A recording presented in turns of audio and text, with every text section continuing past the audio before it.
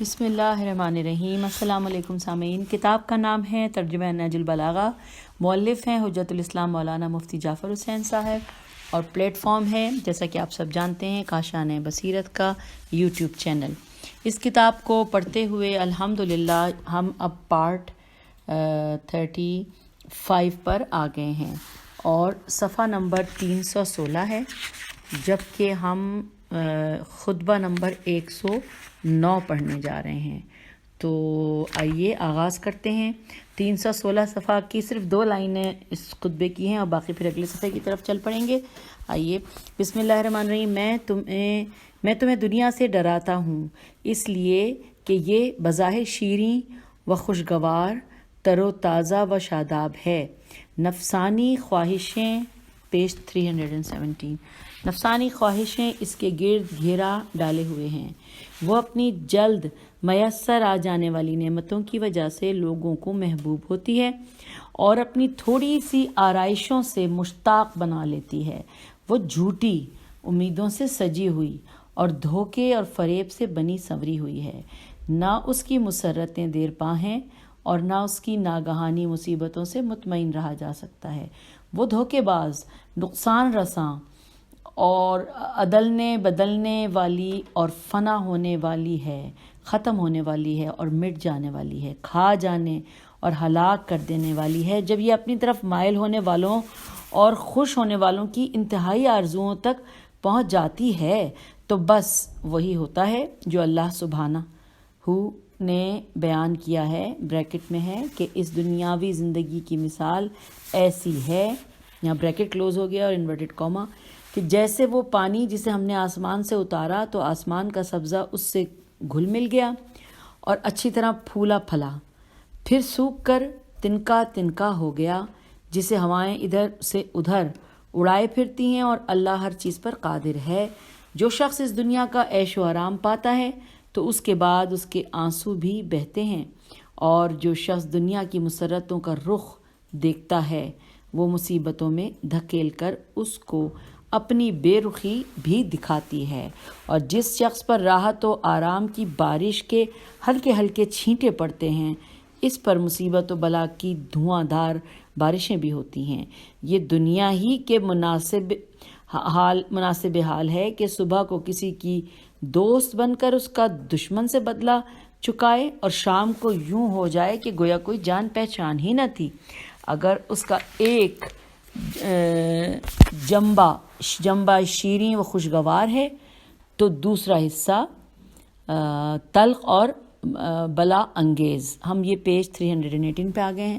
جو شخص بھی دنیا کی تر و تازگی سے اپنی کوئی تمنا پوری کرتا ہے تو وہ اس پر مصیبتوں کی مشقتیں بھی لاد دیتی ہے۔ جسے امن و سلامتی کے پروبال پر شام ہوتی ہے تو اسے صبح خوف کے پروں پر ہوتی ہے۔ وہ دھوکے باز ہے اور اس کی ہر چیز دھوکا، وہ خود بھی فنا ہو جانے والی ہے اور اس میں رہنے والا بھی فانی ہے۔ اس کے کسی زاد میں سوا زاد تقوی کے بھلائی نہیں ہے۔ دوبارہ پڑھتی ہوں، اس کے کسی زاد میں سوائے زاد تقوی کے بھلائی نہیں ہے۔ جو شخص کم حصہ لیتا ہے وہ اپنے لیے راحت کے سامان بڑھا لیتا ہے، اور جو دنیا کو زیادہ سمیٹتا ہے وہ اپنے لیے تباہ کن چیزوں کا اضافہ کر لیتا ہے، حالانکہ اسے اپنے مال و متاع سے بھی جلد ہی الگ ہونا ہے۔ کتنے ہی لوگ ایسے ہیں جنہوں نے دنیا پر بھروسہ کیا اور اس نے انہیں مصیبتوں میں ڈال دیا، اور کتنے ہی اس پر اطمینان کیے بیٹھے تھے جنہیں اس نے پچھاڑ دیا، اور کتنے ہی روب و تنتنا والے تھے جنہیں حقیر و پست بنا دیا، اور کتنے ہی نخوت و غرور والے تھے جنہیں ذلیل کر کے چھوڑا۔ اس کی بادشاہی دست بدست منتقل ہونے والی چیز، اس کا سرچشمہ گندلا، اس کا خوشگوار پانی کھاری، اس کی حلاوتیں ایلوا کے مانند تلخ ہیں، اس کے کھانے زہر حلاحل اور اس کے اسباب و ذرائع کے سلسلے بودے ہیں۔ زندہ رہنے والا معارض ہلاکت میں ہے اور تندرست کو بیماریوں کا سامنا ہے۔ اس کی سلطنت چھن جانے والی، اس کا زبردست زیر دست بننے والا، مالدار بدبختیوں کا ستایا ہوا اور ہمسایہ لٹایا ہوا ہے۔ کیا تم انہی سابقہ لوگوں کے گھروں میں نہیں بستے جو لمبی عمروں والے، پائیدار نشانیوں والے، بڑی بڑی امیدوں باندھنے والے، زیادہ گنتی و شمار والے اور بڑے لاؤ لشکر والے تھے؟ پیج نمبر 309 اور اس جملے کے ساتھ سوالیہ نشان ہے۔ وہ دنیا کی کس طرح پرستش کرتے رہے اور اسے آخرت پر کیسا کیسا ترجیح دیتے رہے، پھر بغیر کسی ایسے زاد و راحلہ کے جو انہیں راستہ طے کر کے منزل تک پہنچاتا چل دیے۔ کیا تمہیں کبھی یہ خبر پہنچی ہے کہ دنیا نے ان کے بدلے میں کسی فدیے کی پیشکش کی ہو، یا انہیں کوئی مدد پہنچائی ہو، یا اچھی طرح ان کے ساتھ رہی ہو؟ سوالیہ نشان۔ بلکہ اس نے تو ان پر مصیبتوں کے پہاڑ توڑے، آفتوں سے انہیں عاجز و درماندہ کر دیا، اور لوٹ لوٹ کر آنے والی زحمتوں سے انہیں جھنجھوڑ کے رکھ دیا، اور ناک کے بل انہیں خاک پر پچھاڑ دیا اور اپنے کھروں سے کچل دیا، اور ان کے خلاف زمانے کے حوادث کا ہاتھ بٹایا۔ تم نے تو دیکھا ہے کہ جو ذرا دنیا کی طرف جھکا اور اسے اختیار کیا اور اس سے لپٹا، تو اس نے اپنے تیور بدل کر ان سے کیسی اجنبیت اختیار کر لی، یہاں تک کہ وہ ہمیشہ ہمیشہ کے لیے اس سے جدا ہو کر چل دیے، اور اس نے انہیں بھوک کے سوا کچھ زاد راہ نہ دیا، اور ایک تنگ جگہ کے سوا کوئی ٹھہرنے کا سامان نہ کیا، اور سوا گھپ اندھیرے کے کوئی روشنی نہ دی، اور ندامت کے سوا کوئی نتیجہ نہ دیا۔ تو کیا تم ایسی دنیا کو ترجیح دیتے ہو، یا اسی پر مطمئن ہو گئے ہو، یا اسی پر مرے جا رہے ہو جو دنیا پر بے اعتماد نہ رہے اور اس میں بے خوف و خطر ہو کر رہے؟ اس کے لیے یہ بہت بڑا گھر ہے، یہ بہت برا گھر ہے، جان لو، اور حقیقت میں تم جانتے ہی ہو کہ ایک نہ ایک دن تمہیں دنیا کو چھوڑنا ہے۔ پیج 320۔ اور یہاں سے کوچ کرنا ہے۔ ان لوگوں سے عبرت حاصل کر لو جو کہا کرتے تھے کہ ہم سے زیادہ قوت و طاقت میں کون ہے؟ انہیں لاد کر قبروں تک پہنچایا گیا، مگر اس طرح نہیں کہ انہیں سوار سمجھا جائے۔ انہیں قبروں میں اتار دیا گیا، مگر وہ مہمان نہیں کہلاتے۔ پتھروں سے ان کی قبریں چن دی گئیں، اور خاک کے کفن ان پر ڈال دیے گئے، اور گلی سڑی ہڈیوں کو ان کا ہمسایہ بنا دیا گیا ہے۔ وہ ایسے ہمسائے ہیں کہ جو پکارنے والے کو جواب نہیں دیتے، اور نہ ذاتیوں کو روک سکتے ہیں، اور نہ رونے دھونے والوں کی پرواہ کرتے ہیں۔ اگر بادل جھوم جھوم کر ان پر برسیں تو خوش نہیں ہوتے، اور قحط آئے تو اس پر مایوسی نہیں ان پر چھا جاتی۔ وہ ایک جگہ ہیں مگر الگ الگ، وہ آپس میں ہمسائے ہیں مگر دور دور، پاس پاس ہیں مگر میل ملاقات نہیں، قریب قریب ہیں مگر ایک دوسرے کے پاس نہیں پھٹکتے۔ وہ بردبار بنے ہوئے بے خبر پڑے ہیں، ان کے بغض و عناد ختم ہو گئے اور کینے مٹ گئے۔ نہ ان سے کسی ضرر کا اندیشہ ہے، نہ کسی تکلیف کے دور کرنے کی توقع ہے۔ انہوں نے زمین کے اوپر کا حصہ اندر کے حصے سے، اور کشادگی اور وسعت تنگی سے، اور گھر بار پردیس سے، اور روشنی اندھیرے سے بدل لی ہے۔ اور جس طرح ننگے پیر اور ننگے بدن پیدا ہوئے تھے، ویسے ہی زمین میں پیوندے خاک ہو گئے، اور اس دنیا سے صرف عمل لے کر ہمیشہ کی زندگی اور سدا رہنے والے گھر کی طرف کوچ کر گئے۔ جیسا کہ اللہ سبحانہ نے فرمایا ہے کہ جس طرح ہم نے مخلوق کو پہلی دفعہ پیدا کیا تھا، اسی طرح دوبارہ پیدا کریں گے۔ اس وعدے کو پورا کرنا ہمارے ذمہ ہے، اور ہم اسے ضرور پورا کر کے رہیں گے۔ ہم پیج 321 پہ آ گئے ہیں۔ خطبہ نمبر 109 ختم ہو گیا۔ اب آئیے خطبہ نمبر 110 پڑھتے ہیں، کہ جو بہت چھوٹا سا ہے۔ اس میں پہلے لکھا ہے کہ اس میں ملک الموت اور اس کے روح قبض کرنے کا ذکر فرمایا ہے۔ آئیے پڑھتے ہیں خطبہ نمبر 110۔ بسم اللہ الرحمن الرحیم۔ جب ملک الموت کسی گھر میں داخل ہوتا ہے تو کبھی تم اس کی آہٹ محسوس کرتے ہو؟ سوالیہ نشان۔ یا جب کسی کی روح قبض کرتا ہے تو کیا تم اسے دیکھتے ہو؟ پھر سوالیہ نشان۔ حیرت ہے کہ وہ کس طرح ماں کے پیٹ میں بچے کی روح کو قبض کر لیتا ہے۔ کیا وہ ماں کے جسم کے کسی حصے سے وہاں تک پہنچتا ہے یا اللہ کے حکم سے روح اس کی آواز پر لبیک کہتی ہوئی بڑھتی ہے، یا وہ بچے کے ساتھ شکم مادر میں ٹھہرا ہوا ہے؟ سوالیہ نشان۔ جو اس جیسی مخلوق کے بارے میں بھی کچھ نہ بیان کر سکے، وہ اپنے اللہ کے متعلق کیا بتا سکتا ہے؟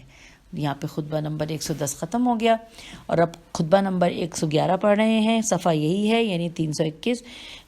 بسم اللہ الرحمن الرحیم۔ میں تمہیں دنیا سے خبردار کیے دیتا ہوں کہ یہ ایسے شخص کی منزل ہے جس کے لیے قرار نہیں، اور ایسا گھر ہے جس میں آب و دانہ نہیں ڈھونڈا جا سکتا۔ یہ اپنے باطل سے آراستہ ہے اور اپنی آرائشوں سے دھوکہ دیتی ہے۔ یہ ایک ایسا گھر ہے جو اپنے رب کی نظروں میں ذلیل و خوار ہے، چنانچہ اس نے حلال کے ساتھ حرام اور بھلائیوں کے ساتھ برائیاں اور زندگی کے ساتھ موت اور شیرینیوں کے ساتھ تلخیاں خلط ملط کر دی ہیں۔ پیج 322۔ اور اپنے دوستوں کے لیے اسے بے غل و غش نہیں رکھا، اور نہ دشمنوں کو دینے میں بخل کیا ہے۔ اس کی بھلائیاں بہت ہی کم ہیں اور برائیاں جہاں چاہو موجود ہیں۔ اس کی جمع پونجی ختم ہو جانے والی، اور اس کا ملک چھن جانے والا، اور اس کی آبادیاں ویران ہو جانے والی ہیں۔ بھلا اس گھر میں خیر و خوبی ہی کیا ہو سکتی ہے جو مسمار عمارت کی طرح گر جائے، اور اس عمر میں جو زادِ راہ کی طرح ختم ہو جائے، اور اس مدت میں جو چلنے پھرنے کی طرح تمام ہو جائے۔ جن چیزوں کی تمہیں طلب و تلاش رہتی ہے ان میں اللہ تعالیٰ کے فرائض کو بھی داخل کر لو، اور جو اللہ نے تم سے چاہا ہے اسے پورا کرنے کی توفیق بھی اس سے مانگو۔ موت کا پیغام آنے سے پہلے موت کی پکار اپنے کانوں کو سنا دو۔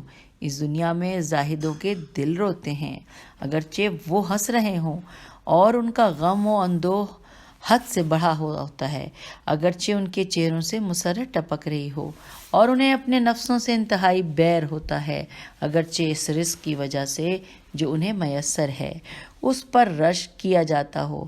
تمہارے دلوں سے موت کی یاد جاتی رہی ہے، اور جھوٹی امیدیں تمہارے اندر موجود ہیں۔ آخرت سے زیادہ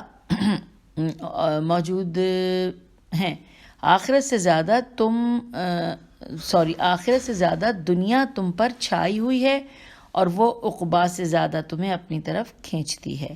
تم دین خدا کے سلسلے میں ایک دوسرے کے بھائی ہو، لیکن بدنیتی اور بدظنی نے تم میں تفرقہ ڈال دیا ہے۔ نہ تم ایک دوسرے کا بوجھ بٹاتے ہو، نہ باہم پند و نصیحت کرتے ہو۔ پیج 323۔ نہ باہم پند و نصیحت کرتے ہو، نہ ایک دوسرے پر کچھ خرچ کرتے ہو، اور نہ تمہیں ایک دوسرے کی چاہت ہے۔ تھوڑی سی دنیا پا کر خوش ہونے لگتے ہو، اور آخرت کے بیشتر حصے سے بھی محرومی تمہیں غمزدہ نہیں کرتی۔ ذرا سی دنیا کا تمہارے ہاتھوں سے نکلنا تمہیں بے چین کر دیتا ہے، یہاں تک کہ بے چینی تمہارے چہروں سے ظاہر ہونے لگتی ہے، اور کھوئی ہوئی چیز پر تمہاری بے صبریوں سے آشکارا ہو جاتی ہے۔ گویا یہ دنیا تمہارا مستقل مقام ہے، اور دنیا کا ساز و برگ ہمیشہ رہنے والا ہے۔ تم میں سے کسی کو بھی اپنے کسی بھائی کا ایسا عیب اچھالنے سے کہ جس کے ظاہر ہونے سے ڈرتا ہے، صرف یہ امر مانے ہوتا ہے کہ وہ بھی اس کا ویسا ہی عیب کھول کر اس کے سامنے رکھ دے گا۔ تم نے آخرت کو ٹھکرانے اور دنیا کو چاہنے پر سمجھوتا کر رکھا ہے، تو لوگوں کا دین تو یہ رہ گیا ہے کہ جیسے ایک دفعہ زبان سے چاٹ لیا جائے، یعنی صرف زبانی اقرار۔ اچھا، اور تم تو اس شخص کی طرح مطمئن ہو چکے ہو جو اپنے کام دھندوں سے فارغ ہو گیا ہو اور اپنے مالک کی رضامندی حاصل کر لی ہو۔ سامعین، یہاں پہ ہم خطبہ نمبر 111 کو مکمل کر چکے ہیں۔ اب ہم پڑھنے جا رہے ہیں الحمدللہ خطبہ نمبر 112۔ بسم اللہ الرحمن الرحیم۔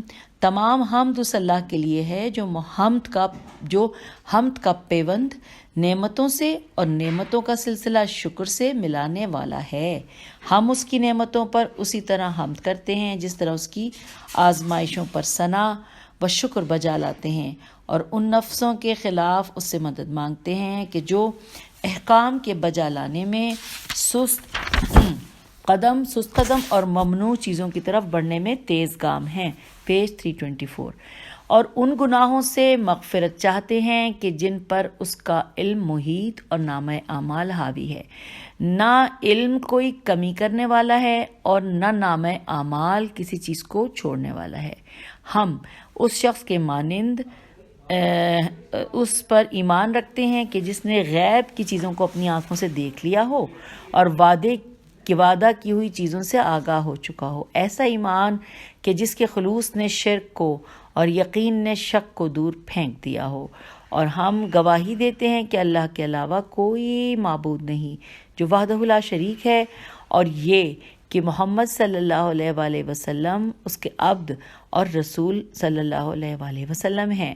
یہ دونوں شہادتیں اچھی باتوں کو اونچا اور نیک اعمال کو بلند کرتی ہیں۔ جس ترازو میں انہیں رکھ دیا جائے گا اس کا پلہ ہلکا نہیں ہوگا، اور جس میزان سے انہیں الگ کر لیا جائے گا اس کا پلہ بھاری نہیں ہو سکتا۔ اے اللہ کے بندوں، میں تمہیں اللہ سے ڈرنے کی نصیحت کرتا ہوں، اس لیے کہ یہی تقوی زاد راہ ہے اور اسی کو لے کر پلٹنا ہے۔ یہ زاد یعنی منزل تک پہنچانے والا، اور یہ پلٹنا کامیاب پلٹنا ہے۔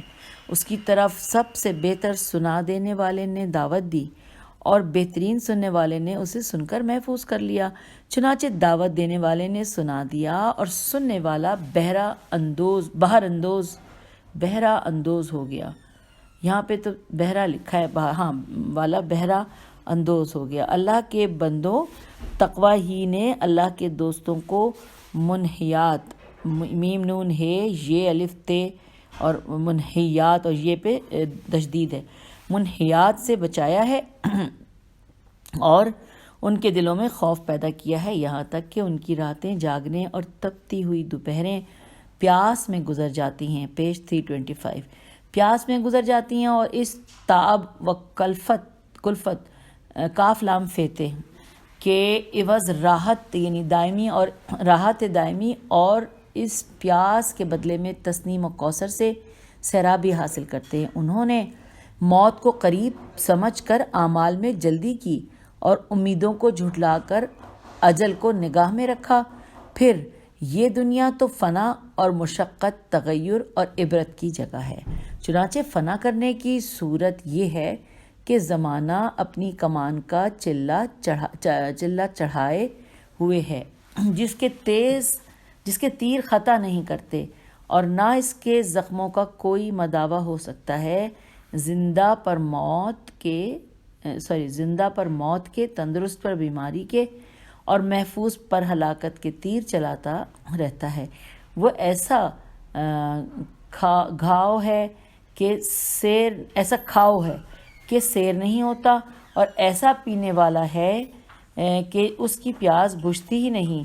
اور رنج و تعب کی صورت یہ ہے کہ انسان مال جمع کرتا ہے لیکن اس میں سے کھانا اسے نصیب نہیں ہوتا، گھر بناتا ہے مگر اس میں رہنے نہیں پاتا، اور پھر اللہ تعالیٰ کی طرف اس طرح چل دیتا ہے کہ نہ مال ساتھ اٹھا کر لے جا سکتا ہے اور نہ گھر ہی ادھر منتقل کر سکتا ہے۔ اور اس کے تغیر کی یہ حالت ہے کہ تم ایک ایسے شخص کو دیکھتے ہو جس کی حالت قابل رحم ہوتی ہے، اور وہ دیکھتے ہی دیکھتے اس قابل ہو جاتا ہے کہ اس پر رشک کھایا جائے لکھا ہے، ویسے میں سمجھ رہی ہوں رشک کیا جائے ہوتا، چلیے جو لکھا ہے وہ پڑھ رہی ہوں۔ رشک کھایا جائے، اور قابل رشک آدمی کو دیکھتے ہو کہ چند ہی دنوں میں اس کی حالت پر ترس آنے لگتا ہے۔ اس کی یہی وجہ تو ہے کہ اس سے نعمت جاتی رہی اور اس پر فقر و افلاس ٹوٹ پڑا، اور اس سے عبرت حاصل کرنے کی صورت یہ ہے کہ انسان اپنی امیدوں کی انتہا تک پہنچنے والا ہی ہوتا ہے کہ موت پہنچ کر امیدوں کے سارے بندھن توڑ دیتی ہے۔ اس طرح یہ امیدیں براتی ہیں اور نہ امیدیں باندھنے والا ہی باقی چھوڑا جاتا ہے، پیج 326۔ اللہ اکبر! اس دنیا کی مسرت کی فریب کاریاں اور اس کی سیرابی کی تشنا کامیاں کتنی زیادہ ہیں، اور اس کے سائے میں دھوپ کی شرکت کتنی زیادہ ہے۔ نہ آنے والی موت کو پلٹایا جا سکتا ہے اور نہ جانے والا پلٹ کر آ سکتا ہے۔ سبحان اللہ، جن مردوں سے انہی میں مل جانے کی وجہ سے کتنا قریب ہے، وہ مردہ زندوں سے تمام تعلقات کے توڑ جانے کی وجہ سے کس قدر دور ہے۔ بے شک کوئی بدی سے بدتر شے نہیں سوائے اس کے عذاب کے، اور کوئی اچھائی سے اچھی چیز نہیں سوائے اس کے ثواب کے۔ دنیا کی ہر چیز کا سننا اس کے دیکھنے سے عظیم تر ہے، مگر آخرت کی ہر شے کا دیکھنا سننے سے کہیں بڑھا چڑھا ہوا ہے۔ تم اسی سننے سے اس کی اصلی حالت کا جو مشاہدے میں آئے گی اندازہ اور خبر ہی سن کر اس عیب کی تصدیق کر لو۔ تمہیں معلوم ہونا چاہیے کہ دنیا کی کمی اور آخرت کا اضافہ عقبیٰ کی کمی اور دنیا کے اضافے سے کہیں بہتر ہے۔ بہت سے گھاٹا اٹھانے والے فائدے میں رہتے ہیں اور بہت سے سمیٹ لینے والے نقصان میں رہتے ہیں۔ جن چیزوں کا خدا نے تم کو حکم دیا ہے اور تمہارے لیے جائز رکھی ہیں، ان کا دامن ان چیزوں سے کہیں وسیع ہے جن سے روکا ہے، اور حرام کی ہوئی چیزوں سے حلال چیزیں کہیں زیادہ ہیں۔ لہٰذا زیادہ چیزوں کی وجہ سے کم چیزوں کو چھوڑ دو اور تنگنائے حرام سے نکل کر حلال کی وسعتوں میں آ جاؤ۔ اس نے تمہارے رزق کا ذمہ لے لیا ہے اور تمہیں اعمال بجا لانے کا حکم دیا گیا ہے، لہٰذا جس چیز کا ذمہ لیا جا چکا ہے اس کی تلاش و طلب اعمال و فرائض کے بجا لانے سے تمہاری نظروں میں مقدم نہ ہونا چاہیے۔ پیج 327۔ مگر خدا کی قسم تمہارا طرز عمل ایسا ہے کہ دیکھنے والے کو شبہ ہونے لگے، اور ایسا معلوم ہو کہ رزق کا حاصل کرنا تو تم پر فرض ہے، اور جو واقعی تمہارا فریضہ ہے یعنی واجبات کا بجا لانا وہ تم سے ساقط ہے۔ عمل کی طرف بڑھو اور موت کے اچانک آ جانے سے ڈرو، اس لیے کہ عمر کے پلٹ کر آنے کی آس نہیں لگائی جا سکتی، جبکہ رزق کے پلٹنے کی امید ہو سکتی ہے۔ جو رزق ہاتھ نہیں لگا کل اس کی زیادتی کی توقع ہو سکتی ہے، اور امید نہیں کہ عمر کا گزرا ہوا کل آج پلٹ آئے گا۔ امید تو آنے والے کی ہو سکتی ہے، اور جو گزر جائے اس سے تو مایوسی ہی ہے۔ اللہ سے ڈرو جتنا اس سے ڈرنے کا حق ہے، اور جب موت آئے تو تم کو بہر صورت مسلمان ہونا چاہیے۔ تو یوں ہم نے سامعین خطبہ نمبر 112 یہاں پہ مکمل کر لیا، اور اب ہم خطبہ نمبر 113 پڑھنے جا رہے ہیں۔ لکھا ہے کہ طلب 12 کے لیے آپ کے دعائیہ کلمات، آئیے مل کر پڑھتے ہیں، اور ہمیں گائیڈنس بھی مل رہی ہے کہ جب کبھی ہم بارش کی خواہش کریں تو ہم مولا علی کے اس خطبے کو دہرا لیں تو یقیناً اللہ کی رحمت نازل ہو گیا۔ یہ سامعین پڑھتے ہیں۔ بسم اللہ الرحمن الرحیم۔ بار الہا، خشک سالی سے ہمارے پہاڑوں کا سبزہ بالکل سوکھ گیا ہے اور زمین پر خاک اڑ رہی ہے۔ ہمارے چوپائے پیاسے ہیں اور اپنے چوپایوں میں بوکھلائے ہوئے پھرتے ہیں، اور اس طرح اپنے چوپالوں میں بوکھلائے ہوئے پھرتے ہیں اور اس طرح چلا رہے ہیں جس طرح رونے والیاں اپنے بچوں پر بین کرتی ہیں، اور اپنی چراگاہوں کے پھیرے کرنے اور تالابوں کی طرف بسط شوق بڑھنے سے عاجز آ گئے ہیں۔ پروردگار، ان چیخنے والی بکریوں اور ان شوق بھرے لہجے میں پکارنے والے اونٹوں پر رحم کر خدایا۔ پیج 328۔ خدایا تو راستوں میں ان کی پریشانی اور گھروں میں ان کی چیخ پکار پر ترس کھا۔ بار خدا، جبکہ قحط سالی کے لاغر اور نڈھال اونٹ ہماری طرف پلٹ رہے ہیں اور بظاہر برسنے والی گھٹائیں آ کے بن برس سے گزر رہی ہیں، تو ہم تیری طرف نکل پڑے ہیں۔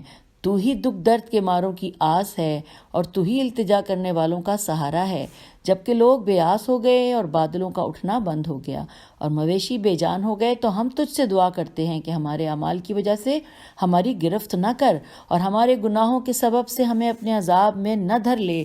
اے اللہ، تو دھواں دار بارشوں والے ابر اور چھاجوں، پانی برسانے والی برکھا رت اور نظروں میں کھپ جانے والے ہریا دل سے اپنے دامان رحمت کو ہم پر پھیلا دے۔ وہ موسلا دھار اور لگاتار اس طرح برسیں کہ ان سے مری ہوئی چیزوں کو تو زندہ کر دے اور گزری ہوئی بہاروں کو پلٹا دے۔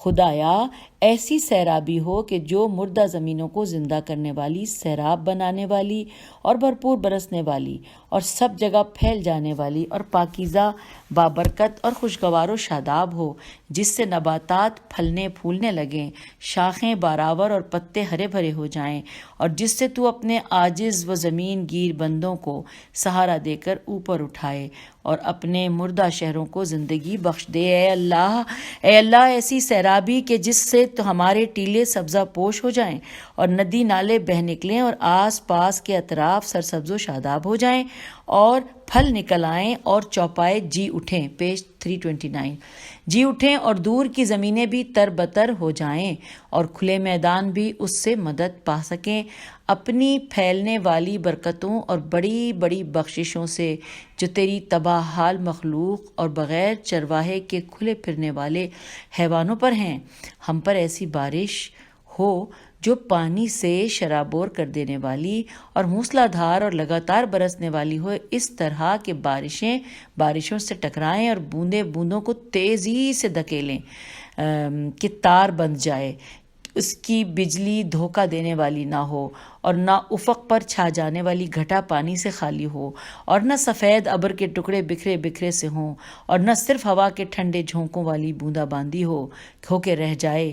یوں برسا کہ قحط کے مارے ہوئے اس کی سرسبزیوں سے خوشحال ہو جائیں اور خشک سالی کی سختیاں جھیلنے والے اس کی برکتوں سے جی اٹھیں۔ اور تو ہی وہ ہے جو لوگوں کے نا امید ہو جانے کے بعد میں برساتا ہے اور اپنی رحمت کے دامن پھیلا دیتا ہے، اور تو ہی والی و وارث اور اچھی صفتوں والا ہے۔ اس کے بعد لکھا ہے کہ سید رضی فرماتے ہیں کہ امیر المومنین علیہ السلام کے اس ارشاد یعنی انصاحت جبالنا کے معنی یہ ہیں کہ پہاڑوں میں قحط سالی سے شگاف پڑ گئے ہیں، اور انصاء الثواب اس وقت کہا جاتا ہے کہ جب کپڑا پھٹ جائے، اور انصاء النبت سا النبت اور سوہ النبت اس وقت بولا جاتا ہے کہ جب سبزہ خشک ہو جائے اور بالکل سوکھ جائے۔ اور حامت دوا بنا کے معنی یہ ہیں کہ ہمارے چوپائے پیاسے ہو گئے ہیں۔ حیام کے معنی پیاس کے ہوتے ہیں۔ پیج 330 پہ ہم آ گئے ہیں، اور ابھی یہ آگے ہم پڑھتے ہیں۔ اور لکھا ہے اس میں کہ اور ہدابیر السنین میں ہدابیر ہدبار کی جمع ہے، جس کے معنی اس اونٹنی کے ہیں جسے سفروں نے لاغر و نڈھال کر دیا ہو۔ چنانچہ حضرت علیہ السلام نے قحط زدہ سال کو اسی سفروں کی ماری ہوئی اونٹنی سے تشبیہ دی ہے۔ عرب کے شاعر زررمہ نے کہا، اب یہ میں پڑھ رہی ہوں کہ کیا کہا، لکھا ہے کہ یہ لاغر اور کمزور اونٹنیاں ہیں کہ جو یا تو بس ہر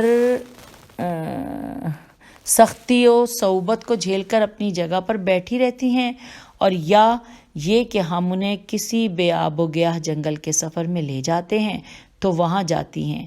اور قضا ربابہ میں قضا چھوٹی چھوٹی بکھری ہوئی بدلیوں کو کہتے ہیں، اور شفان ذہابہ میں شفان کے معنی ٹھنڈی ہواؤں کے ہیں، اور ذہاب ہلکی ہلکی بوندا باندی کو کہتے ہیں۔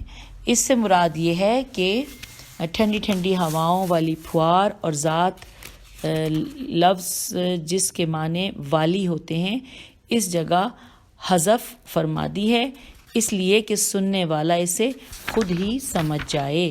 اور اس کے بعد یہاں پر یہ خطبہ کے حوالے سے ہم نے جو کچھ پڑھا ختم ہو گیا۔ اب ہم خطبہ نمبر 114 پڑھنے جا رہے ہیں، اور صفحہ 330 ہی ہے۔ بسم اللہ الرحمن الرحیم۔ اللہ نے آپ کو حق کی طرف بلانے والا اور مخلوق کی گواہی دینے والا بنا کر بھیجا، چنانچہ آپ صلی اللہ علیہ وآلہ وسلم نے اپنے پروردگار کے پیغاموں کو پہنچایا، نہ اس میں کچھ سستی کی، نہ کوتاہی، اور اللہ کی راہ میں اس کے دشمنوں سے جہاد کیا، جس میں نہ کمزوری دکھائی نہ ہیلے بہانے کیے۔ وہ پرہیزگاروں کے امام اور ہدایت پانے والوں کی آنکھوں کے لیے بصارت۔ اچھا، اس کے بعد لکھا ہے کہ اسی خطبے کا ایک جز یہ ہے کہ جو چیزیں تم سے پردہ غیب میں لپیٹ دی گئی ہیں اگر تم بھی انہیں جان لیتے جس طرح میں جانتا ہوں تو بلا شبہ تم اپنی بدعمالیوں پر روتے ہوئے اور اپنے نفسوں کا ماتم کرتے ہوئے اور اپنے مال و متاع کو بغیر کسی نگہبان اور بغیر کسی نگہداشت کرنے والے کے یوں ہی چھوڑ چھاڑ کر کھلے میدانوں میں نکل پڑتے. ہم پیج 331 پر آ گئے ہیں. میدانوں میں نکل پڑتے اور ہر شخص کو اپنے ہی نفس کی پڑی ہوتی، کسی اور کی طرف متوجہ ہی نہ ہوتا، لیکن جو تمہیں یاد دلایا گیا تھا اسے تم بھول گئے اور جن چیزوں سے تمہیں ڈرایا گیا تھا اس سے تم نڈر ہو گئے. اس طرح تمہارے خیالات بھٹک گئے اور تمہارے سارے امور درہم برہم ہو گئے. میں یہ چاہتا ہوں کہ اللہ میرے اور تمہارے درمیان جدائی ڈال دے اور مجھے ان لوگوں سے ملا دے جو تم سے زیادہ میرے حقدار ہیں. خدا کی قسم وہ ایسے لوگ ہیں جن کے خیالات مبارک اور عقلیں ٹھوس ہیں. وہ کھل کر حق بات کہنے والے اور سرکشی و بغاوت کو چھوڑنے والے تھے. وہ قدم آگے بڑھا کر اللہ کی راہ پر ہو لیے اور سیدھی راہ پر بے کھٹکے دوڑے چلے گئے. چنانچہ انہوں نے ہمیشہ رہنے والی آخرت اور عمدہ و پاکیزہ نعمتوں کو پا لیا. تمہیں معلوم ہونا چاہیے کہ تم پر بنی ثقیف کا ایک لڑکا تسلط پالے گا جو دراز قد کا ہوگا اور بل کھا کر چلے گا. وہ تمہارے تمام سبزہ زاروں کو چر جائے گا اور تمہاری چربی تک پگھلا دے گا. ہاں اسے ابو وضحا کچھ اور بس یہی لکھا ہے. اس کے آگے لکھا ہے سید رضی فرماتے ہیں کہ وضحا کے معنی خنفسا. اب خنفسا کے بارے میں بھی پڑھنا پڑے گا، آگے ہم دیکھتے ہیں. خنفسا کے ہیں خے نون فے سے الف. آپ علیہ السلام نے اپنے اس ارشاد سے حجاج ابن یوسف ثقفی کی طرف اشارہ کیا ہے اور اس کا خنفسا سے متعلق ایک واقعہ ہے جس کے بیان کرنے کا یہ محل نہیں ہے. اچھا، اب یہاں پہ خطبے کے حوالے سے جو معاملات ہیں ویسے وہ ختم ہو گئے، لیکن وہ جہاں پہ ایک اشارہ ہمیں دیا تھا خنفسا کے بارے میں وہ بس پڑھ لیتے ہیں. 3 لائنوں کا ہے تو پھر ہمارا یہ خطبہ مکمل ہو جائے گا. لکھا ہے کہ اس واقعے کی تفصیل یہ ہے کہ حجاج ایک دن نماز پڑھنے کے لیے کھڑا ہوا تو خنفسا اس کی طرف بڑھا. حجاج نے ہاتھ بڑھا کر اسے روکنا چاہا مگر اس نے اسے کاٹ لیا جس سے اس کے ہاتھ پر ورم آ گیا اور آخر اس کے اثر سے اس کی موت واقع ہوئی. تو ابن ابی الحدید نے لکھا ہے کہ وضحا واو زال ہے یعنی پہلے جیم چہے والا ہے اور پھر ہے. اس گوبر کو کہتے ہیں جو کسی حیوان کی دم پر لگا رہ گیا ہو اور اس کنیت سے مقصود اس کی تذلیل ہے. تو سامعین یہاں پیج 332 کے اوپر ہم نے اس خطبہ نمبر 114 کی تمام تفصیلات پڑھ لیں اور اب میں اجازت چاہوں گی. انشاءاللہ اگلی آڈیو میں خطبہ 115 کو پڑھیں گے. خدا حافظ، فی امان اللہ.